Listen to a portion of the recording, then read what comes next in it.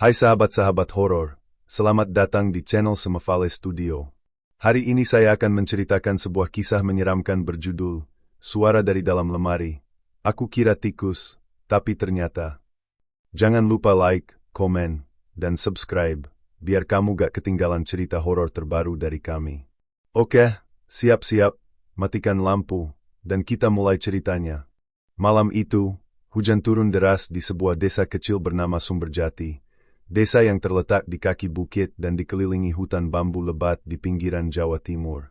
Udara di sana terasa dingin dan lembab, apalagi ketika hujan datang seperti malam itu. Rumah-rumah penduduk berdiri berjauhan, dengan jalanan kecil yang hanya diterangi oleh beberapa lampu jalan redup berwarna oranye. Rumah kontrakan tempat Rina tinggal berdiri di ujung gang yang menurun ke arah sawah. Rumah itu berarsitektur tua, berdinding papan kayu di bagian belakang dan tembok semen yang mulai berlumut di bagian depan. Atapnya rendah dan sebagian gentingnya tampak sudah diganti seadanya. Dari luar, rumah itu tampak seperti rumah biasa, hanya saja suasananya terlalu sunyi, bahkan ketika hujan sekalipun. Rina baru 2 hari tinggal di sana. Ia adalah seorang mahasiswi semester akhir yang sedang menyelesaikan skripsinya. Karena butuh ketenangan, ia memutuskan pindah sementara ke desa itu, ke rumah kontrakan murah yang disewakan oleh seorang bapak tua bernama Pak Bowo. Rumah itu terlihat cukup luas untuk dirinya sendiri, dengan 2 kamar, dapur, ruang tamu kecil, dan 1 kamar mandi di bagian belakang. Sejak sore tadi, Rina sudah merasa suasana rumah itu agak aneh. Saat ia sedang membereskan buku di kamarnya, ia sempat mendengar suara seperti sesuatu yang jatuh dari arah belakang rumah. Waktu ia periksa, tidak ada apapun. Hanya suara gemericik air dari talang dan angin yang meniup daun pisang di kebun samping rumah. Ia menganggap itu cuma suara hewan malam. Namun ketika malam semakin larut, tepat pukul 1:27, suara itu muncul lagi. Kali ini lebih jelas dan berasal dari arah lemari tua di kamarnya. Lemari itu berwarna coklat tua, tinggi hampir mencapai langit-langit. Modelnya kuno, seperti buatan Belanda zaman dulu. Saat pertama kali masuk rumah itu, Rina sempat berniat untuk tidak menggunakannya. Tapi karena tidak punya cukup uang untuk membeli lemari baru, ia akhirnya memakai lemari itu untuk menyimpan pakaian dan beberapa barang pribadinya. Malam itu, Rina terbangun karena mendengar bunyi gesekan pelan dari dalam lemari itu. Suaranya seperti kuku yang menggaruk permukaan kayu dari dalam. Trewet, trewet, trewet. Ia membuka matanya perlahan. Kamarnya gelap, hanya diterangi cahaya redup dari lampu tidur di meja kecil di sisi tempat tidur. Rina menatap arah lemari tanpa bergerak. Tubuhnya kaku, napasnya tertahan. Suara itu berhenti beberapa detik, lalu muncul lagi. Kali ini terdengar lebih keras dan lebih cepat, seperti ada sesuatu yang berusaha keluar dari dalam lemari. Rina menelan ludah. Ia mencoba menenangkan diri dengan berpikir logis. Pasti tikus, gumamnya pelan. Rumah tua seperti ini pasti banyak lubang kecil di mana tikus bisa masuk. Ia mengambil ponsel di meja kecil, menyalakan senter, lalu mengarahkan cahaya ke arah lemari itu. Pintu lemari tampak sedikit bergetar, sangat pelan, tapi jelas. Rina mengerutkan kening, lalu bicara lirih. Hus, tikus ya, pergi sana. Namun begitu ia berkata begitu, lemari itu bergetar lebih kuat. Duk, duk, duk. Suara seperti ada sesuatu menghantam dari dalam. Rina langsung mematikan senter dan menutup selimut sampai ke leher. Ia memejamkan mata rapat-rapat, pura-pura tidak mendengar. Tapi jantungnya berdebar kencang, seperti akan meledak. Suara itu kemudian berhenti. Sunyi. Hanya terdengar hujan yang menetes di luar jendela dan suara kodok bersahutan dari sawah jauh di belakang rumah. 5 menit kemudian, suara baru muncul lagi. Kali ini bukan bunyi gesekan, tapi seperti suara napas pelan, berat, dan serak, terdengar jelas dari arah lemari. Haa. Rina membuka mata perlahan. Ia menatap lemari itu lagi.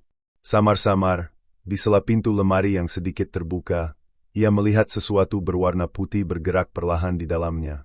Cahayanya redup, tapi cukup untuk membuatnya yakin bahwa di dalam lemari itu ada sesuatu yang tidak seharusnya ada. Rina langsung turun dari kasur dan berlari ke ruang tengah. Ia menyalakan semua lampu, duduk di lantai dengan tubuh gemetar, memegang ponsel erat-erat. Ia sempat berpikir untuk menelpon seseorang, tapi tidak tahu harus menghubungi siapa. Jam sudah hampir pukul 2 dini hari. Tidak mungkin menelepon Pak Bowo atau tetangga di jam segitu. Ia akhirnya hanya duduk diam di ruang tamu, menunggu sampai rasa takutnya berkurang. Hujan di luar semakin deras, menutupi semua suara dari dalam rumah.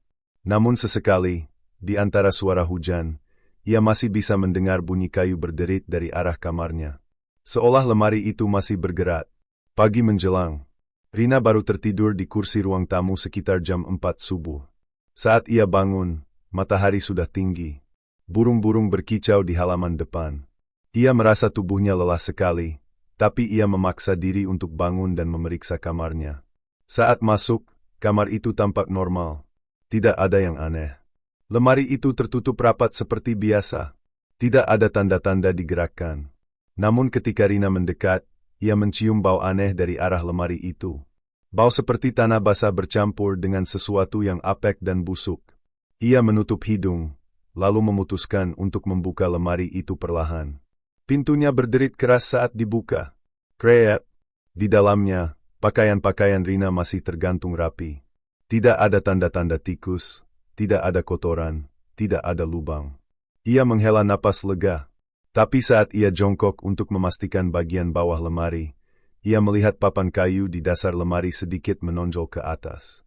Seperti ada rongga kosong di bawahnya. Rina mengetuk papan itu. Tok tok tok. Suaranya berbeda dari bagian lain lemari. Lebih hampa. Dengan rasa penasaran, ia mengambil obeng dari laci meja, lalu mencoba mencungkil ujung papan itu. Setelah beberapa kali dorongan, papan itu terlepas sebagian. Di bawahnya tampak lubang kecil selebar setengah meter. Gelap dan berdebu. Rina menyalakan senter dari ponselnya dan mengarahkannya ke dalam. Lubang itu tampak dalam, tapi ia tidak bisa melihat dasarnya.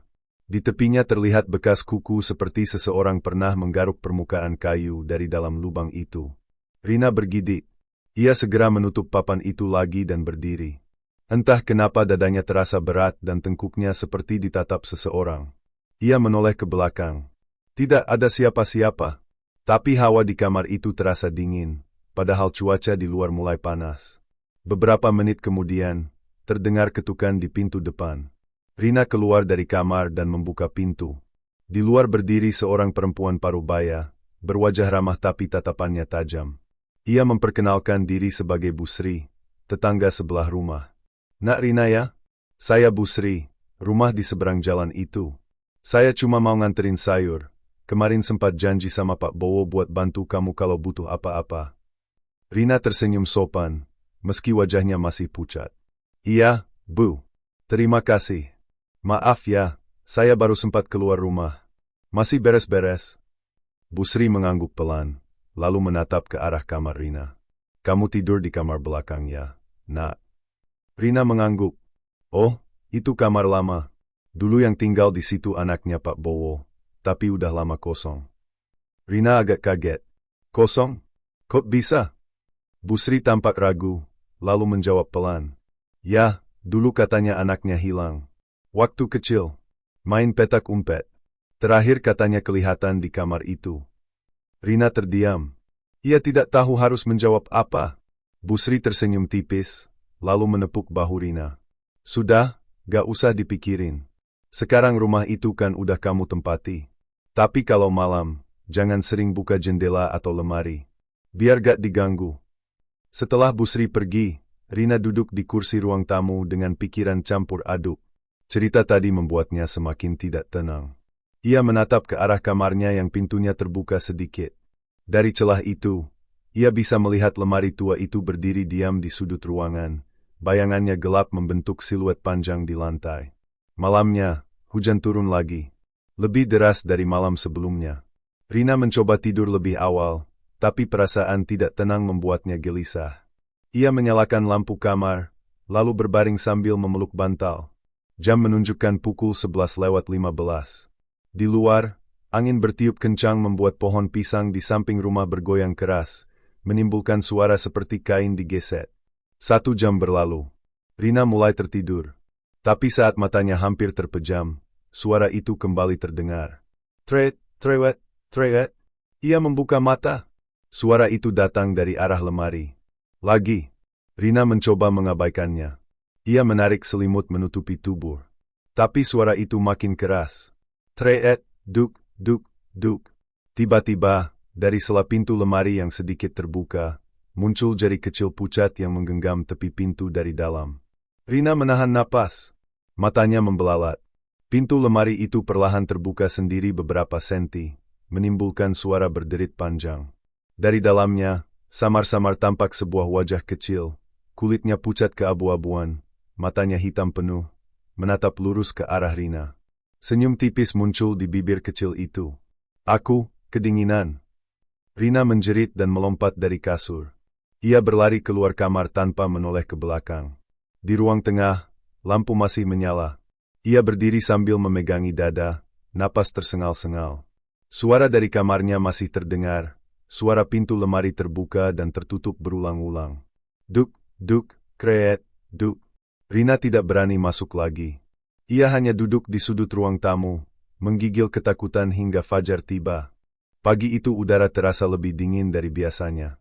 Matahari bahkan belum sepenuhnya muncul di balik pepohonan bambu di belakang rumah. Rina duduk di kursi ruang tamu dengan mata sembab dan tubuh lemas. Semalaman ia tak tidur. Bayangan wajah pucat di dalam lemari masih terus berputar di kepalanya. Setiap kali mengingat senyum kecil itu, bulu kuduknya berdiri. Rina memegang cangkir kopi instan yang ia buat sejak subuh. Tangannya gemetar. Beberapa kali ia menoleh ke arah kamarnya yang pintunya masih terbuka sedikit. Ia tidak berani masuk ke sana. Tidak berani mendekati lemari itu lagi. Sekitar pukul 8, terdengar suara orang memanggil dari luar pagar. Nak Rina, ini saya Busri. Boleh masuk? Rina bangkit perlahan dan membuka pintu. Busri datang membawa rantang berisi sayur dan lauk. Wajahnya tampak cemas melihat kondisi Rina. Kamu kenapa? Kelihatannya pucat sekali. Gak tidur semalaman. Rina mencoba tersenyum tipis. Iya Bu, semalam, kayaknya ada hewan di kamar. Berisik banget dari arah lemari. Busri diam sejenak, lalu pandangannya mengarah ke dalam rumah, tepat ke arah kamar belakang. Wajahnya berubah. Lemari itu, masih di sana ya? Rina mengangguk. Iya Bu, memangnya kenapa? Busri menarik napas panjang. Nak, saya gak mau nakutin. Tapi kalau kamu dengar suara dari lemari itu, jangan disautin. Jangan dijawab, jangan nyari sumbernya. Rina menatap Busri dengan kening berkerut. Maksudnya gimana, Bu? Dulu, waktu anaknya Pak Bowo masih kecil, dia juga pernah bilang sering dengar suara di lemari. Katanya kayak ada teman yang manggil dari dalam. Sejak malam itu, anaknya hilang. Gak pernah ditemukan. Ibunya yang gak kuat akhirnya gantung diri di kamar itu. Sejak itu rumah ini kosong lama. Baru kamu yang berani tinggal lagi. Rina terdiam, menelan ludah dengan susah payah. Ia mencoba menertawakan ceritanya, walau suaranya terdengar gugup. Ah Bu, mungkin cuma cerita orang. Lagian udah bertahun-tahun kan. Busri hanya menatap Rina dalam-dalam. Iya, semoga cuma cerita. Tapi hati-hati, Nak. Kalau ada suara aneh, keluar aja dari kamar. Jangan buka apapun. Setelah Busri pulang, Rina duduk lama di kursi. Kata-kata, jangan buka apapun, terus bergema di kepalanya. Tapi rasa penasarannya juga besar. Ia teringat pada papan dasar lemari yang ia temukan semalam. Lubang itu, lubang yang berbau tanah dan basah. Menjelang siang, Rina memberanikan diri masuk kembali ke kamar. Ia berdiri di depan pintu, mengamati isi kamar dengan hati-hati. Semua tampak seperti biasa. Lemari itu berdiri di pojok ruangan, diam, tak ada tanda bergerak. Pintu lemari sedikit terbuka, menyisakan celah gelap di antara dua daun pintunya. Ia menghela napas panjang. Cuma kayu tua. Cuma lemari. Rina melangkah perlahan mendekat. Setiap langkah membuat papan lantai kayu di bawah kakinya berderit. Saat ia sampai di depan lemari, bau lembab itu kembali terasa. Ia menutup hidungnya dan mendorong daun pintu lemari sepenuhnya terbuka. Kreet. Di dalamnya tampak pakaian yang tergantung rapi. Tak ada yang aneh. Tapi di bagian dasar, papan yang menutup lubang itu kini bergeser sendiri. Rina yakin betul semalam ia sudah menutupnya rapat. Sekarang papan itu miring, seolah baru saja dibuka seseorang dari bawah. Rina jongkok, menyalakan senter ponsel, lalu menyorot ke dalam lubang itu. Lubang itu gelap dan dalam. Udara dari dalamnya dingin dan lembab, seperti udara dari ruang bawah tanah.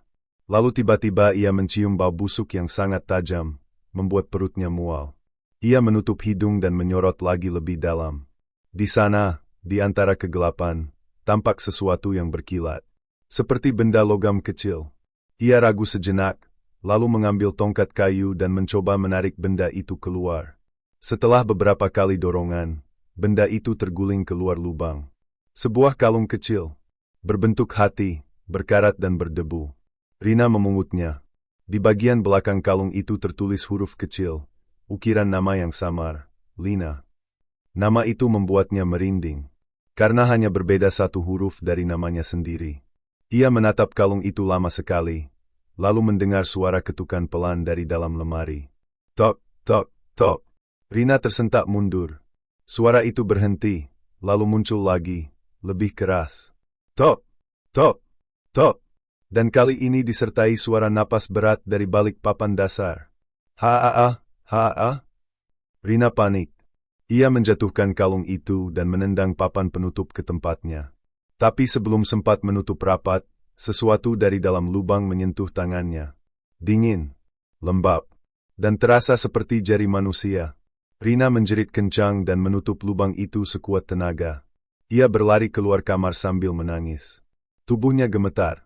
Di ruang tamu, ia mencoba menenangkan diri, tapi suara ketukan dari kamar terus terdengar. Kini bukan hanya ketukan, tapi seperti gesekan kuku panjang di kayu. Trewet, trewet, trewet. Suaranya berulang-ulang sampai matahari mulai terbenam. Rina akhirnya memutuskan keluar rumah dan pergi ke warung dekat jalan utama. Ia duduk di sana cukup lama, menatap jalan yang sepi sambil mencoba berpikir. Di warung itu ada seorang bapak tua yang menjaga, bernama Pak Darto. Wajahnya keriput tapi ramah. Kamu anak kontrakan barunya Pak Bowo ya? Rina mengangguk. Ya, Pak. Pak Darto mengisap rokoknya pelan, lalu berkata lirih. Rumah itu udah lama kosong, Nak. Orang-orang dulu gak ada yang betah di situ. Kenapa, Pak? Waktu kecil, anaknya Pak Bowo main petak umpet. Terakhir katanya sembunyi di kamar belakang. Gak pernah keluar lagi. Dicari berhari-hari, gak ketemu. Setelah itu, malam-malam warga sering dengar suara anak kecil nangis dari arah rumah itu. Gak lama ibunya meninggal gantung diri. Rumah itu disegel dulu. Baru beberapa tahun lalu dibuka lagi. Rina mendengarkan dengan wajah pucat. Tapi Pak, saya nemu kalung di bawah lemari. Ada nama, Lina, di situ. Pak Darto langsung menatapnya tajam. Nama anaknya Pak Bowo itu. Lina. Rina terdiam. Dingin menjalar dari ujung jari ke punggung. Ia menggigit bibir. Pak Bowo gak pernah cerita. Dia gak suka ngomongin itu. Katanya kalau disebut-sebut, anak itu datang. Rina menelan ludah. Ia ingin segera pulang tapi sekaligus takut. Ia takut membiarkan rumah itu tanpa penjagaan. Dalam pikirannya, jika memang ada sesuatu di sana, ia tak ingin ada yang masuk atau mengotak-atik lemari itu. Malam menjelang. Angin bertiup lebih kencang dari biasanya. Rina memutuskan pulang cepat sebelum hujan turun lagi. Sesampainya di rumah, suasananya terasa aneh. Semua lampu sudah ia matikan sebelum pergi, tapi sekarang lampu kamar belakang menyala sendiri. Pintu kamar terbuka lebar. Dari luar, ia bisa melihat lemari itu. Pintu lemarinya juga terbuka, dan pakaian yang tadi tergantung kini berserakan di lantai. Rina melangkah pelan ke dalam kamar. Hatinya berdebar keras. Ia tidak tahu apa yang akan ia lihat, tapi langkahnya terasa seperti tertarik oleh sesuatu yang tak terlihat. Saat ia sampai di depan lemari, ia melihat kalung berukir nama Lina tergantung di gagang pintu lemari. Padahal kalung itu tadi siang ia jatuhkan ke lantai dan tidak sempat mengambilnya. Ia memungut kalung itu dengan tangan gemetar. Siapa yang naruh ini di sini? Gumamnya. Tiba-tiba, dari arah belakang lemari, terdengar suara kaki kecil berlari. Cepat. Lalu berhenti tepat di belakang Rina. Ia menoleh spontan. Tidak ada siapa-siapa. Tapi udara di ruangan berubah dingin sekali. Napas Rina mulai terlihat seperti asap. Dari arah lemari, pintu menutup sendiri perlahan-lahan. Kreet. Lalu terdengar bisikan pelan, suara anak kecil yang terdengar dari dalam lemari. Kamu udah nemuin kalungku. Suara itu terdengar jelas di telinga Rina. Main sama aku yuk. Rina mundur beberapa langkah. Ia hampir menabrak dinding. Lalu sesuatu dari dalam lemari menjatuhkan pakaian-pakaian satu persatu. Semua tergantungannya bergoyang sendiri. Tiba-tiba dari sela pintu lemari muncul tangan kecil pucat menjulur keluar, menggenggam udara, seperti mencari sesuatu. Rina terpaku di tempat, tak bisa bergerak. Tangan itu menahan pintu lemari agar tetap terbuka, lalu perlahan muncul kepala kecil berambut panjang, menunduk.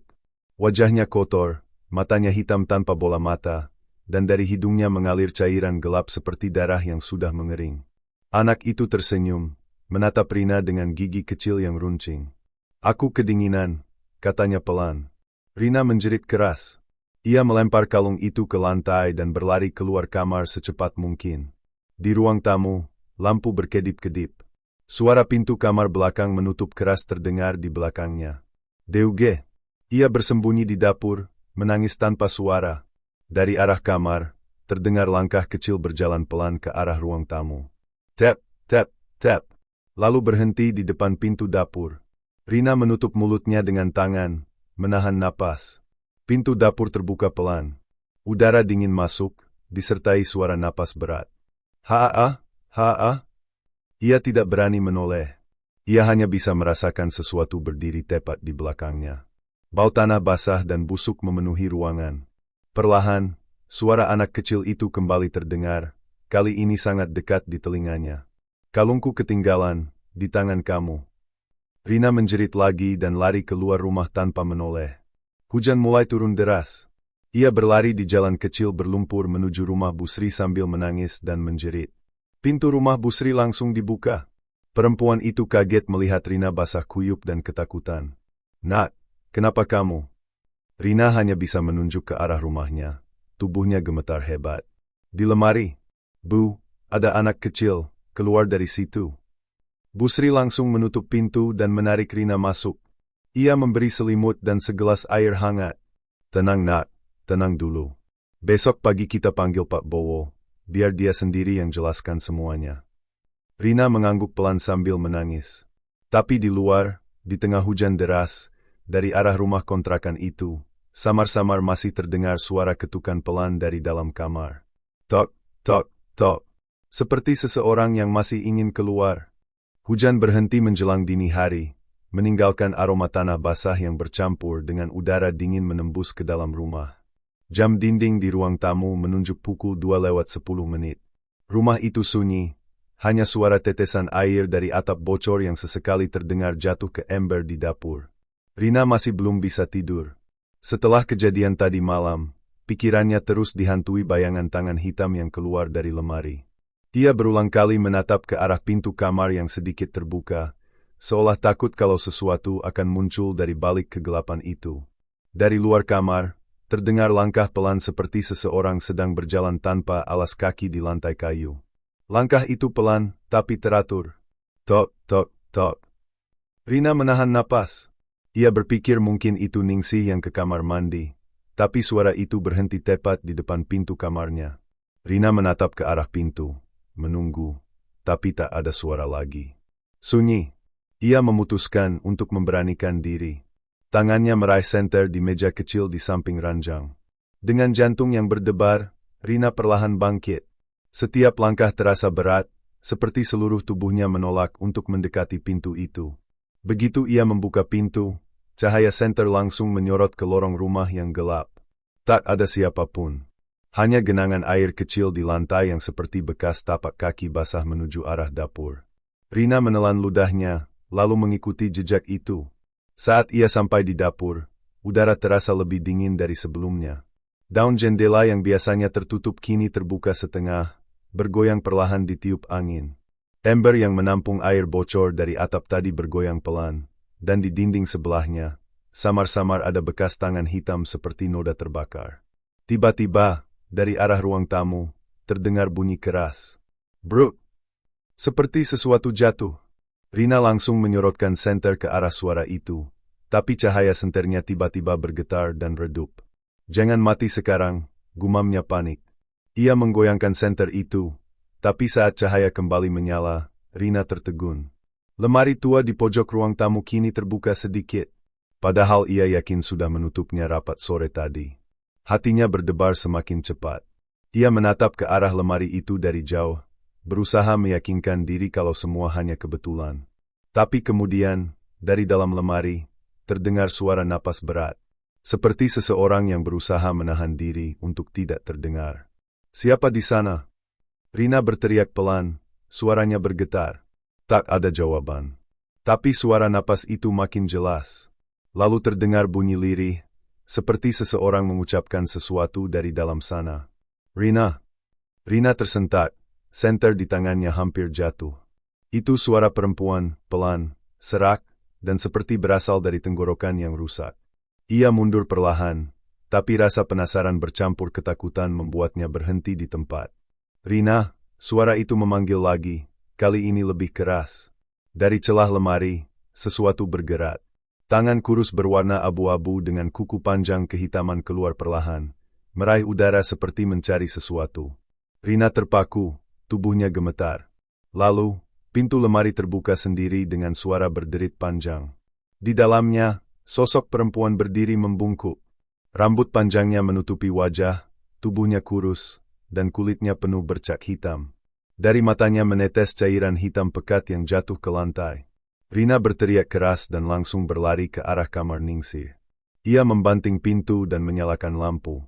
Ningsih yang ketiduran di kasur langsung terbangun, kaget melihat wajah Rina yang pucat dan napas tersengal. Ada perempuan di lemari."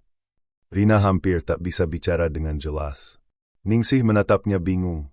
"Apa maksudmu? Perempuan apa?" Rina menunjuk ke arah ruang tamu.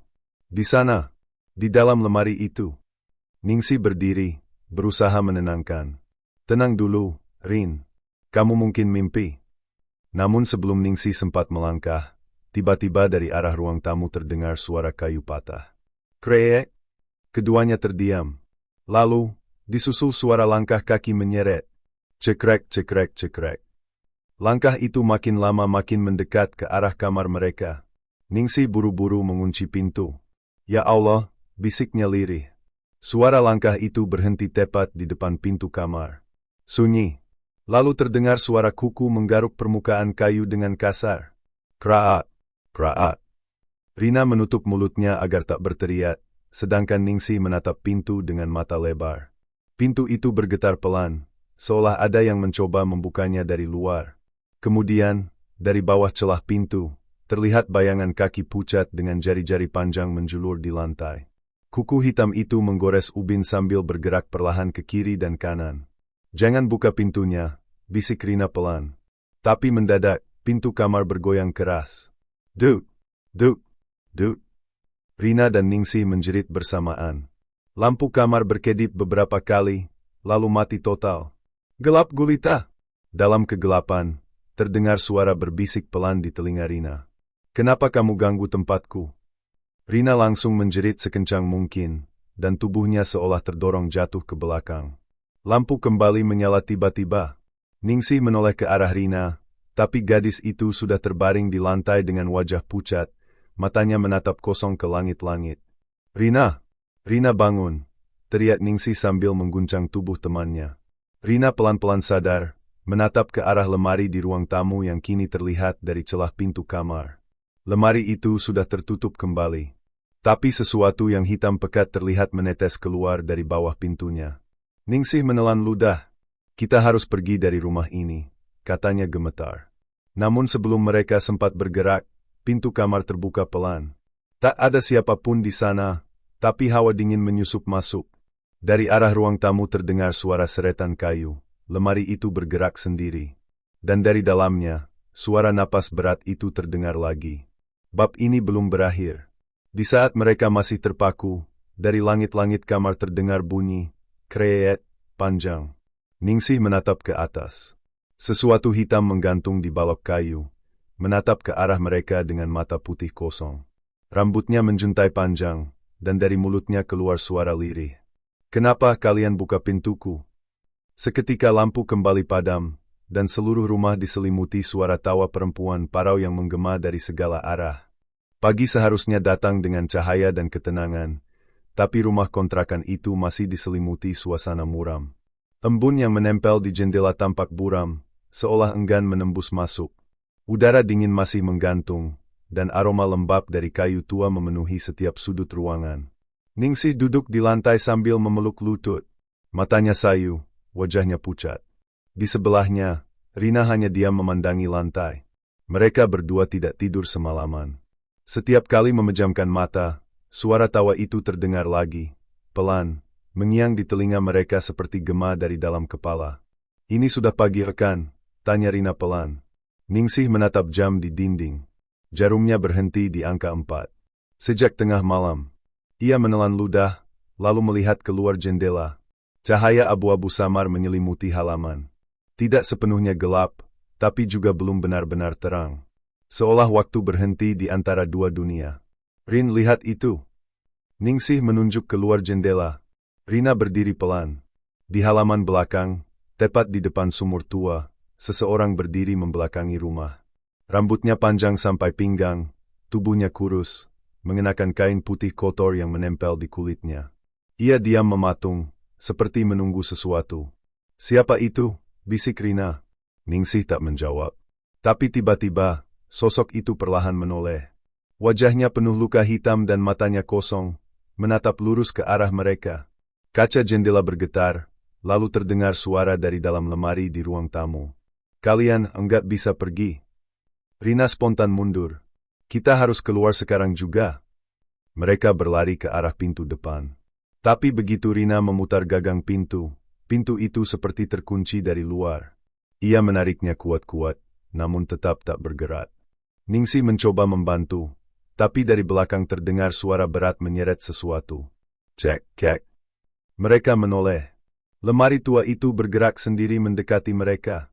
Lantai kayu berderit setiap kali lemari itu bergeser maju. "Rina, lemari itu hidup," teriak Ningsih. Mereka berdua berlari ke arah dapur. Tapi saat melewati lorong, lampu di atas kepala berkedip cepat. Sekilas, mereka melihat bayangan perempuan berdiri di ujung lorong, dengan kepala miring, wajah rusak, dan mata hitam mengalirkan cairan seperti darah. Rina menjerit, melempar apapun yang bisa diraihnya. Tapi bayangan itu menghilang begitu saja. Mereka akhirnya tiba di dapur, mencoba membuka jendela belakang. Ningsih mendorongnya sekuat tenaga hingga engselnya nyaris lepas. Tapi yang membuat mereka terdiam bukan karena jendela sulit dibuka, melainkan karena di luar sana, dunia tampak tidak seperti biasanya. Pohon-pohon berwarna kelabu, tanah basah memantulkan bayangan rumah itu seperti cermin retak. Tidak ada suara burung, tidak ada hembusan angin. Sunyi. Hanya desis halus seperti suara napas seseorang dari belakang mereka. Pelan-pelan, Ningsih menoleh. Sosok perempuan dari lemari itu berdiri di tengah dapur. Rambutnya menutupi wajah, tapi mulutnya tersenyum lebar. Dari sela rambut, tampak kulit wajah yang sobek seperti terbakar. Ia melangkah perlahan ke arah mereka, setiap langkah disertai bunyi, cek, cek, seperti kaki menyeret rantai.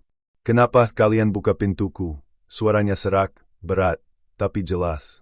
Rina mundur sampai punggungnya menabrak lemari dapur. "Kami nggak sengaja.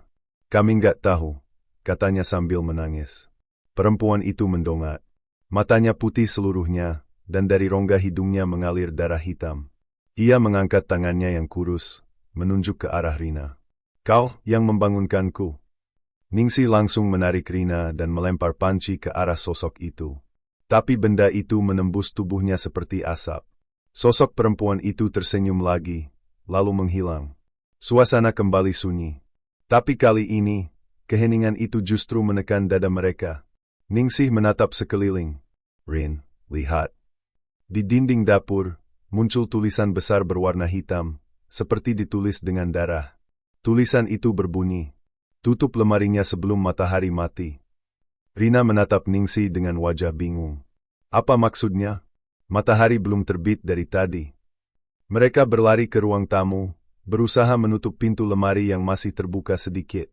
Tapi anehnya, meskipun mereka berdua mendorong sekuat tenaga, pintu itu tak mau menutup. Dari celahnya keluar angin dingin, dan terdengar suara seperti orang merintih kesakitan. "Dorong terus," teriak Rina. Namun, begitu mereka hampir berhasil menutupnya, sesuatu dari dalam lemari mendorong balik. Tangan-tangan hitam keluar bersamaan, berusaha menarik mereka masuk. Ningsih menjerit, mencoba melepaskan diri, tapi satu tangan memegang pergelangan kakinya dengan kuat. Rina berusaha menarik Ningsih sambil menangis. "Ningsih, pegang aku." Tapi tangan-tangan itu lebih kuat. Perlahan tubuh Ningsih tertarik masuk ke dalam lemari. Wajahnya ketakutan, matanya menatap Rina. "Rina, tolong aku." Dengan seluruh tenaga, Rina menarik tangannya, tapi lemari itu bergetar keras. Dari dalamnya terdengar jeritan panjang, dan seketika pintu lemari menutup sendiri dengan keras. "Duk!" Rina terjatuh ke lantai, terengah-engah. Ia menatap lemari itu dengan mata lebar. Sunyi. "Tak ada apa-apa." "Ningsih," panggilnya pelan. Tak ada jawaban. Rina berdiri, mendekati lemari itu perlahan. Tangannya gemetar saat menyentuh gagang pintu. Ia membukanya sedikit, tapi di dalamnya hanya gelap dan kosong. Tidak ada Ningsih. Tiba-tiba sesuatu jatuh dari rak lemari, potongan kain putih lusuh, basah oleh cairan hitam. Rina memungutnya dengan ragu, dan melihat sesuatu di kain itu. Tulisan samar, seperti bekas darah. "Aku di sini." Rina menjatuhkan kain itu dan berlari keluar rumah. Ia memukul pintu depan sekuat tenaga sambil berteriak minta tolong. Tapi begitu ia menoleh ke arah jendela, sosok Ningsih terlihat berdiri di dalam lemari, menatapnya. Wajahnya kini pucat dan bibirnya membiru. "Ningsih!" teriak Rina. Sosok itu tersenyum. Tapi senyumnya aneh, terlalu lebar, terlalu dingin. Lalu, dari belakang Rina, terdengar suara perempuan yang sama dengan malam sebelumnya, berbisik tepat di telinganya. "Sekarang giliranmu." Rina menoleh cepat. Tapi yang ia lihat hanyalah wajah perempuan dari lemari itu menempel tepat di depannya. Mata putihnya memantulkan ketakutan Rina, dan sebelum sempat berteriak, semuanya menjadi gelap. Saat Rina membuka mata lagi, ia sudah berada di dalam lemari. Gelap, lembab, dan udara di sana berbau busuk seperti bangkai. Ia memukul-mukul pintu lemari, berteriak sekuat tenaga. Tapi dari luar, tak ada suara yang menjawab. Yang terdengar hanyalah napas berat dari arah belakangnya. Rina berbalik perlahan. Dalam kegelapan, dua mata putih menatapnya dari jarak sangat dekat. Lalu suara perempuan itu berbisik pelan. "Sekarang, kau bagian dari kami." Dan rumah itu kembali sunyi. 1 minggu berlalu sejak kejadian malam itu. Rumah kontrakan di tepi sawah tersebut kini tampak sepi. Pintu depannya tertutup rapat, kaca jendela tertutup tirai tebal, dan halaman depannya mulai ditumbuhi rumput liar. Tak ada lagi aktivitas, tapi bagi warga sekitar, rumah itu justru menjadi bahan bisik-bisik yang menakutkan. Beberapa warga mengatakan mereka mendengar suara perempuan menangis di malam hari dari arah rumah itu. Ada juga yang bersumpah melihat bayangan seseorang berdiri di jendela ruang tamu saat lewat subuh, padahal rumah itu sudah dikunci oleh pemilik kontrakan. Suatu sore, seorang pria bernama Pak Herman, pemilik rumah itu, datang untuk mengecek. Ia membawa 2 orang tetangga sebagai saksi karena sudah beberapa kali mendengar kabar aneh. Katanya 2 mahasiswi yang ngontrak di sini hilang. "Ya?" tanya salah satu dari mereka sambil memegang senter. Pak Herman mengangguk pelan. "Iya, polisi udah datang. Tapi katanya nggak ada tanda-tanda apapun. Barang-barang mereka masih lengkap, cuma orangnya aja yang nggak ada." "Terus katanya rumah ini berhantu, Pak?" tanya yang satunya lagi dengan nada ragu. Pak Herman hanya menghela napas panjang. "Saya nggak percaya begituan. Tapi sejak seminggu lalu, saya juga dengar suara aneh tiap malam. Makanya saya pengen lihat sendiri." Mereka bertiga masuk ke rumah. Begitu pintu dibuka, aroma lembab langsung menyeruak. Udara di dalamnya terasa dingin dan menekan, seolah rumah itu menolak kehadiran mereka. Ruang tamu tampak berantakan. Meja terbalik, kursi tergeletak, dan lemari tua di pojok ruangan masih berdiri di tempatnya, tertutup rapat. "Saya heran, kenapa mereka nggak ngambil barangnya?" gumam Pak Herman sambil menyalakan senter. Ia berjalan ke arah kamar Rina dan Ningsih. Pintu kamar sedikit terbuka, dan di dalamnya terlihat 2 gelas masih berada di meja, seolah pemiliknya baru saja pergi sebentar. "Pak, ini aneh, jam dindingnya masih jalan tapi jarumnya nggak gerak," kata salah satu warga. Pak Herman menatap jam itu. Jarumnya berhenti di pukul 2:10. Sama seperti waktu terakhir kali polisi datang mengecek. Mereka lalu berpindah ke ruang tamu. Ketiganya berdiri di depan lemari tua itu. "Ini lemari yang mereka pakai?" tanya warga. Pak Herman mengangguk. "Iya, lemari ini udah ada dari zaman orang Belanda. Saya nggak pernah pindahin, berat banget." Warga satunya berjongkok, memperhatikan bagian bawah lemari. "Pak, kok ini basah, ya? Kayak ada cairan hitam gitu." Pak Herman mendekat dan menyorot dengan senter. Benar, dari celah bawah lemari terlihat cairan kental berwarna hitam yang menetes pelan ke lantai. Bau busuk langsung menyeruak ke hidung mereka.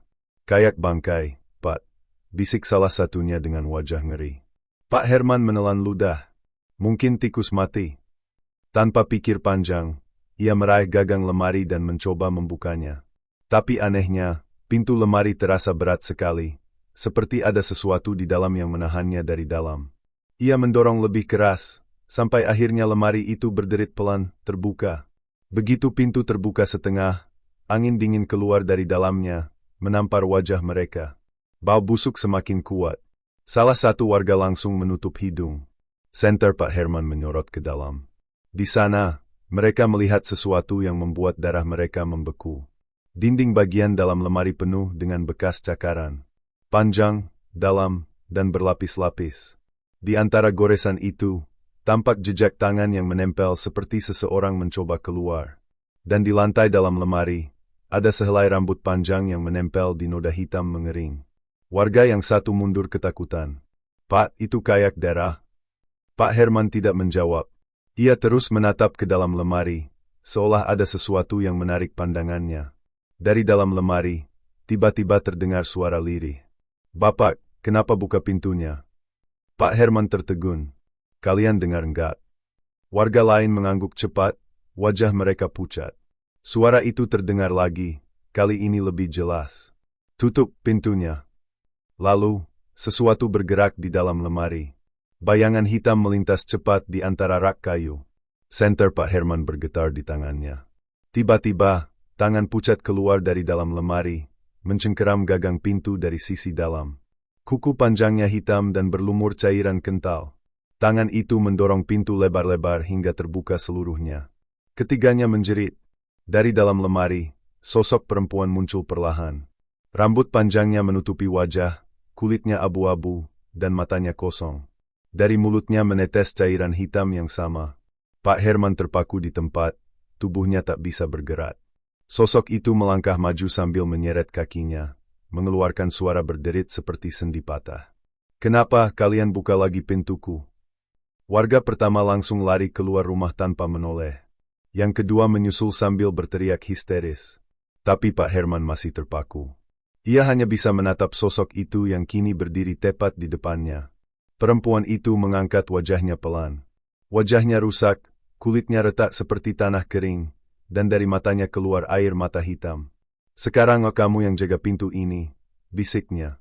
Seketika, seluruh rumah bergetar. Lemari itu menutup dengan keras, membuat lampu gantung di langit-langit jatuh dan pecah. Ketika warga yang lari tadi kembali dengan bantuan, mereka menemukan Pak Herman sudah tidak ada di dalam rumah. Yang tersisa hanyalah lemari tua yang kini tertutup rapat, dan dari dalamnya terdengar suara seseorang menangis.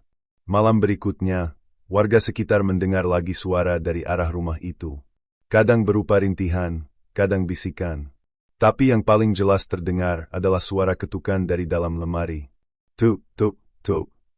Dan kadang, di tengah malam, suara perempuan terdengar memanggil pelan dari balik pintu kayu itu.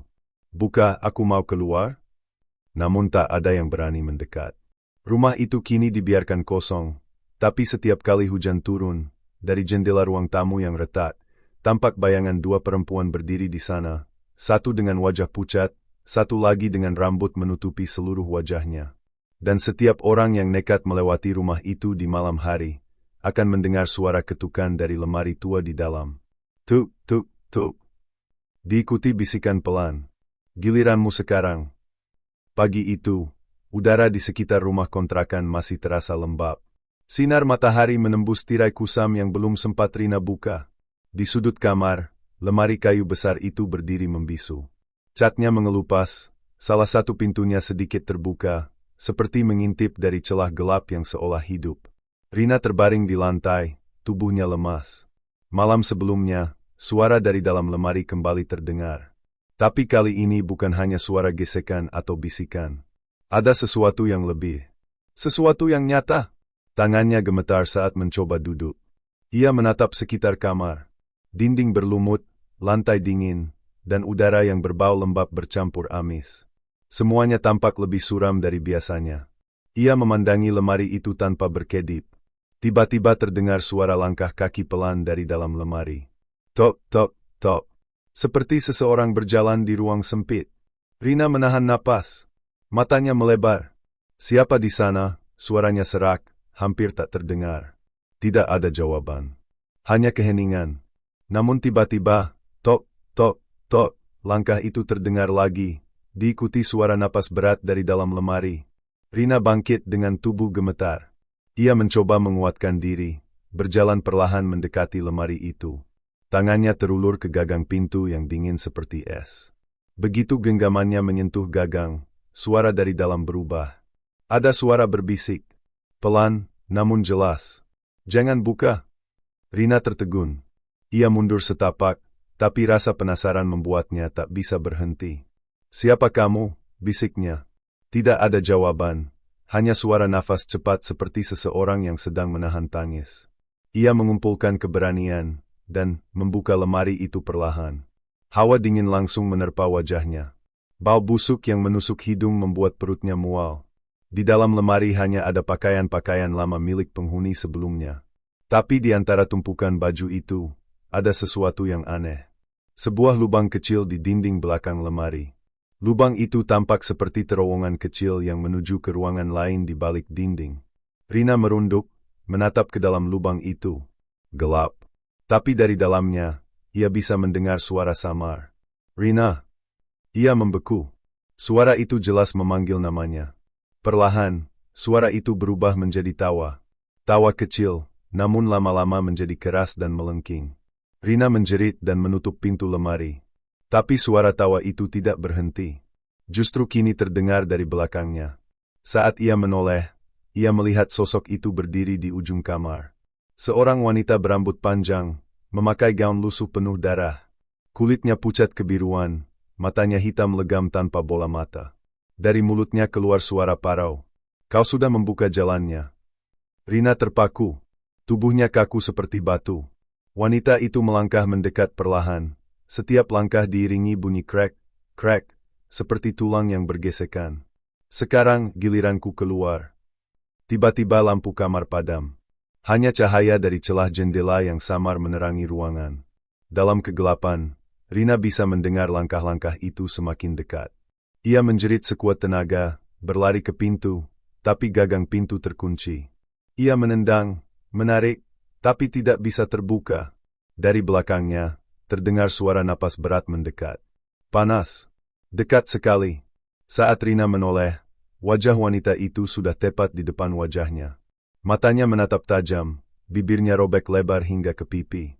Dari mulutnya keluar suara tawa yang mengerikan. Sekarang, kamu di dalam lemari.